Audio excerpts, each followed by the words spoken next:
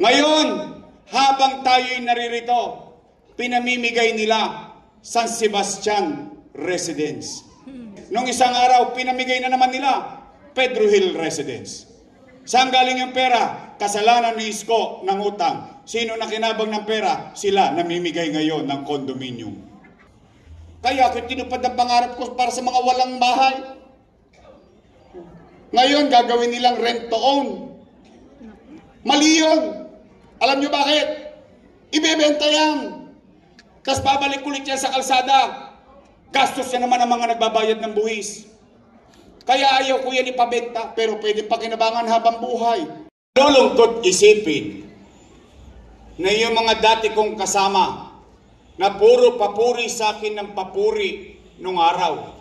Ngayon, ako na ang pinakamasama sa paningin nila. Anong sabi? Si Yorme, maraming iniwang utang. Narinig niyo yan? Narinig ko rin eh. Sila may sabi nun, di ba? Narinig ko rin eh. Ang nakalulungkot, ang naalala nila bigla noong October ay yung utang ko. Tama ba? Pero 2022 pa ako wala.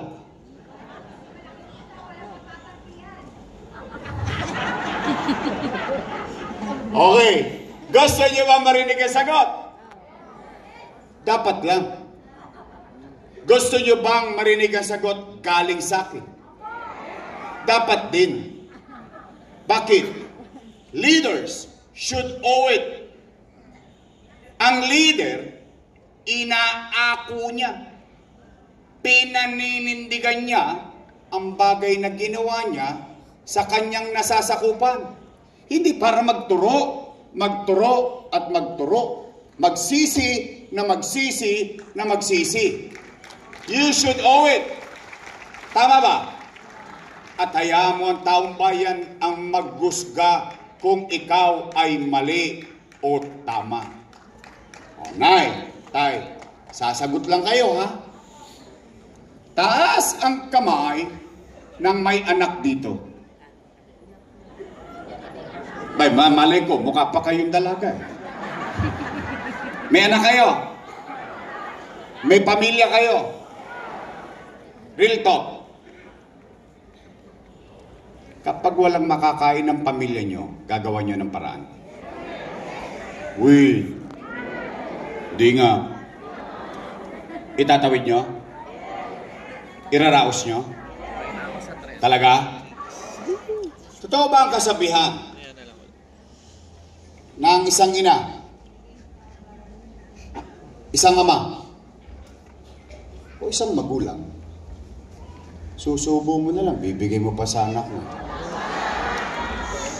Totoo? Gagawin nyo ang lahat, mairaos lang ang pamilya nyo. Itatawid nyo sila. Yun din ang ginawa ko bilang ama ng 2 milyong Manileño noong panahon ng pandemya.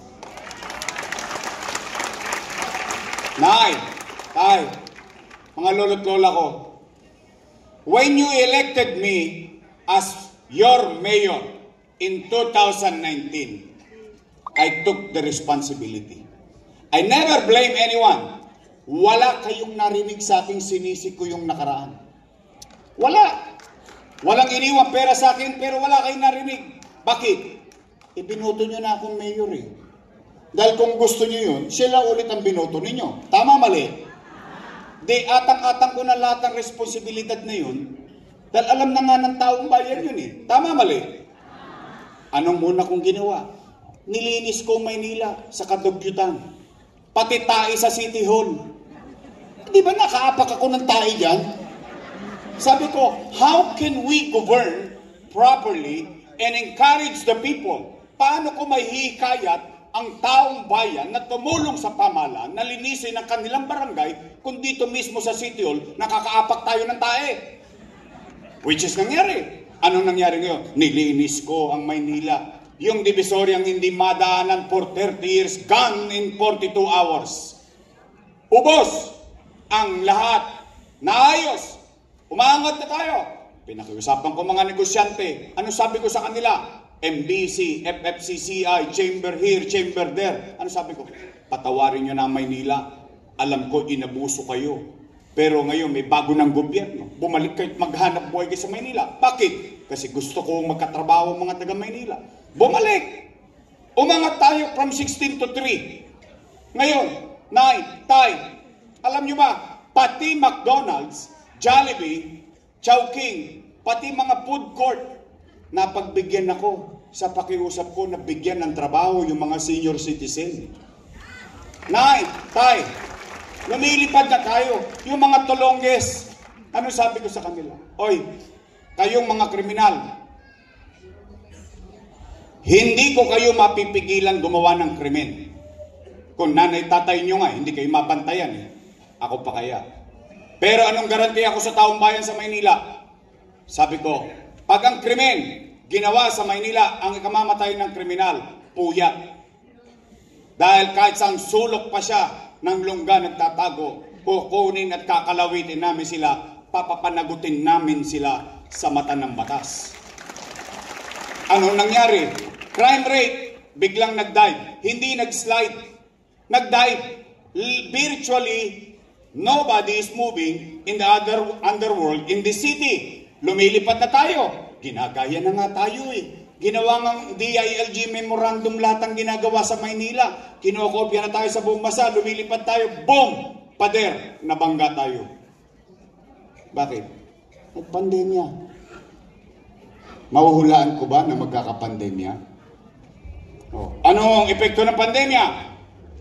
Walang ekonomiya. Wasak. Ng Maynila? Hindi. Ng Pilipinas? Hindi. Ng buong mundo? Walang ekonomiya, walang hanap buhay, walang hanap buhay, walang trabaho, walang trabaho, walang pitsa, walang pitsa, walang chicha. Tama ba? Anong ginawa? 3 months. 90 days. Hindi ako umuwi ng bahay. Sa City Hall ako natutulog.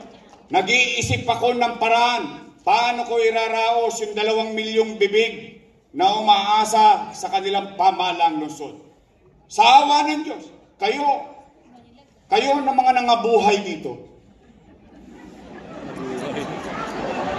Opo, kayo ang testigong buhay.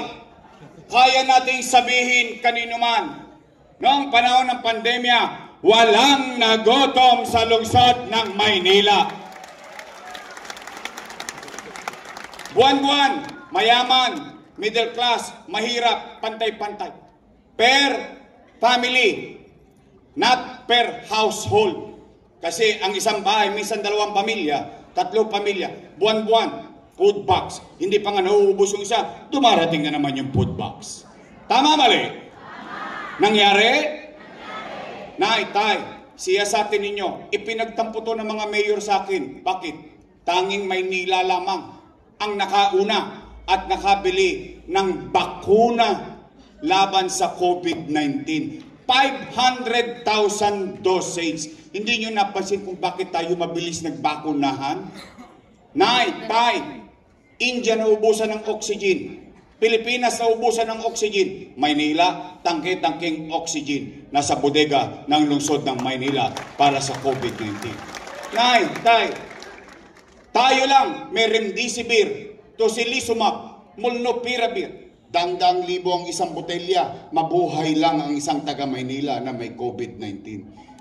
Tay, in 52 days, nauubos ang ospital sa buong Pilipinas. Sa Maynila, itinatag Manila COVID-19 Field Hospital worth 300 million pesos. In 52 days, in less than 3 months, naitayo. Tay, habang kinakamad ako, iniraraos ko yung pang-araw-araw na pamumuhay ng tao sa kanan, sa kaliwa. Hindi ako nagpapigil para palaguin ang Maynila, para sa kapakinabangan ng tao. Habang kinakarap ko sa kanan, sa kaliwa, tuloy-tuloy ang pangarap natin. Itinatag. Condominium 1. Condominium 2. Binondominium 1. Basek Community. Ngayon, habang tayo'y naririto, pinamimigay nila San Sebastian residence. Nay, tay, pag utang ako may kasalanan, pero ngayon namimigay sila ng condominium, sila ang may gawa. Tanungin nyo, saan ang galing ang pera na yan? Exactly. San Sebastian residence. Nung isang araw, pinamigay na naman nila Pedro Hill residence. Saan galing yung pera? Kasalanan ni Isko ng utang. Sino na kinabang ng pera? Sila namimigay ngayon ng condominium. Nay, tay, San Lazaro residence, San Sebastian residence, Pedro Hill residence. Nay, tay, habang ginagawa ko ang pabahay. Bakit ako nagpapagawa ng pabahay? Squatter ako eh. Ilang beses na kami pinalayas dahil hindi kami nakabayad ng upa. Sabi nga ng nanay ko eh, aso nga naghahanap ng masisilungan kapag umuulan, tao pa kaya. Kaya ako tinupad ang pangarap ko para sa mga walang bahay. Ngayon gagawin nilang rent to own. Mali yun. Alam nyo bakit? Ibebenta yan. Tapos babalik ulit yan sa kalsada. Gastos na naman ang mga nagbabayad ng buwis. Kaya ayaw ko yan ipabenta, pero pwede pakinabangan habang buhay. Kahit sa alinlahi nila, pero hindi mo pwede pagmayariin. Bakit? Kawawa yung nagbabayad ng buwis. Oh, nakakalungkot. Bakit kailangan baguhin pa? Oh. Nay, tay, ginawa, Magsaysay High School. Hanggang ngayon hindi pa tapos. 3 taon na ako wala. Lahat ito natapos yung 2 taon lang ako eh. Oh, Albert Elementary School. 10-story fully air-conditioned. Pinakamagandang public school sa buong Pilipinas. Nasa Sampaloc, Maynila. Manila Science High School. 10-story fully air-conditioned public school. Rosario Almario Elementary School. 10-story fully air-conditioned public school. Baseco Hospital. Bagong ospital ng Maynila, 10-story fully air-conditioned public hospital na may MRI machine, na may CT scan machine. Bakit hanggang ngayon hindi pa rin nagagamit ang taong bayan ng mga makinang yun? Daang-daang milyon ang halaga niyan. GE. Bakit hindi nagagamit ang tao? Naturingan doktora pa sila. Ayan o, hindi naman pwede ikublihan. O nay, tay, lahat yan nangyayari. Pero wala kayong narinig sa akin. Wala. Ni minsan hindi ko pinababa ang loob ninyo. Oy, mamatay tayo yung dilatang mata. Bahala na ang Diyos ng inchik. Sige na. Sama-sama na, una-una na lang. Hindi. Ginawan ko ng paraan. Bakit? Ama ako ng lungsod ng Maynila eh. Ganun talaga pagiging magulang. Gagawa mo ng paraan. Tanong, Yorme, kanino ka nang utang? Sa gobyerno. Ha? Ang labo mo naman kausap, Yorme. Amerika nang utang, Pilipinas nang utang, ikaw nang utang din sa Pilipinas. Opo. Sino may-ari ng Land Bank of the Philippines? Gobyerno. Sino may-ari ng Development Bank of the Philippines? Gobyerno. Mas madalit salita, mga nanay at tatay ko. Imo-muestra ko para mas madali natin maintindihan. Itong ulo ko, hanggang paa, yan ang buong gobyerno. May 2 bulsa. Isa sa wakali, isa sa nangka. Sa kaliwa, anong laman? National Government Financial Institution. Ano yun? Land Bank of the Philippines, Development Bank of the Philippines. Siksik-liglig gumaapaw pa ang pera ng gobyerno sa bangko. Sa kanan, City of Manila. Nga. Ano ang ginawa ng ama ng lungsod? Dumukot sa kaliwa, inilagay sa kanan para makaraos ang batang Maynila. Yun daw ay mali. Mali daw yun. Mali daw yun. Kung yun ay mali, edi mali din sila. Bakit? Kasama ko silang gumawa nun eh. Kung mali pala yun sino ba ang vice mayor ko noon? Sila nag-aproba noon. Mali pala ba't yung inaprubahan? Ngayon nyo lang naalalang may utang, 2022 pa ako wala dyan. Hindi, totoo lang, real to. Ngayon, kung yun ay mali, di hayaan ko taong bayan ang maghusga kung ako'y mali. Bakit ako matatakot? Hindi ko mamahawak yung posisyon niya. Paghahawak yan ng taong bayan, pag-aari yan ng taong bayan. At least, isa lang, ang masasabi ko sa inyo ngayon dito. Matangos ang ilong ko, maglalakad ako sa nagtahan, kakaliwa ako ng Loreto. Makapaglalakad ako ng mag-isa dahil masasabi ko, ito tayo ngayon. Nakaraos tayo, nakatawid tayo. Salamat sa Diyos. Kaya nga sabi ko kanina, salamat sa Diyos, ito tayo, buhay tayo lahat. Tanong ko sa inyo, taas ang kamay ng walang utang. Kita nyo, isa, dalawa, 1,000 tayo mahigit dito. Anong ibig sabihin? Bilang magulang, gagawin mo lahat, mairaos mo lang ang pamilya mo. Tama, mali. Kaya tay, bago tayo mag-uwi na, mukha namang ipatatawag din kayo nung kabila.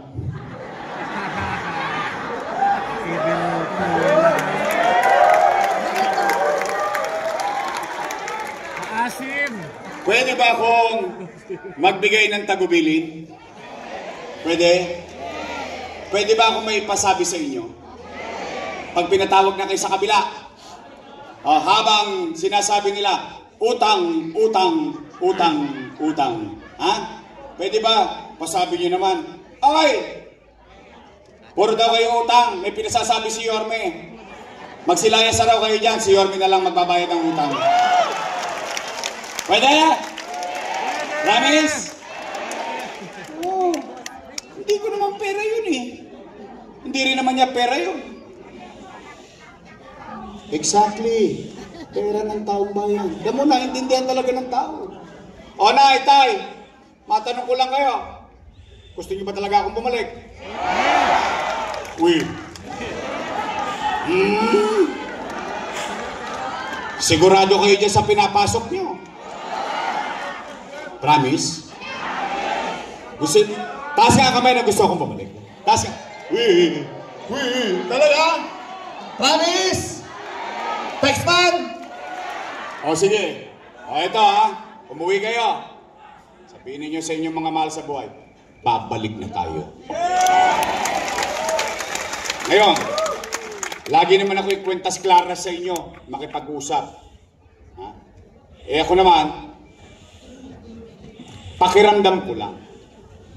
Pero hindi pa ako sigurado. Hindi pa ako sigurado. Pero with all high probability, mukhang wasak na yung gobyerno ng Maynila. Mukha lang hindi naman yung factual. Pero isa lang sigurado, basura nga, hindi makolekta, gobyerno pa. Hindi totoo. Now, the point is, it's going to be challenging for me. Para lang, kasi gusto ko naman lagi akong tapat sa tao. Alam ko anong inapapangako nyo, ano yung gagawin ko, ano yung dapat yung gawin. Ngayon, gusto nyo ba bumalik yung mabilis na kumilos ng gobyerno? May sikreto yon. Pwede mag-request ng isa. Pumanatag kayo, huwag kayong matakot masyado, nire-real talk ko lang kayo. Nagawa ko nga dati, kaya natin gawin ulit, di ba? Tama, mali? Pwede isang request lang? Pwede straight.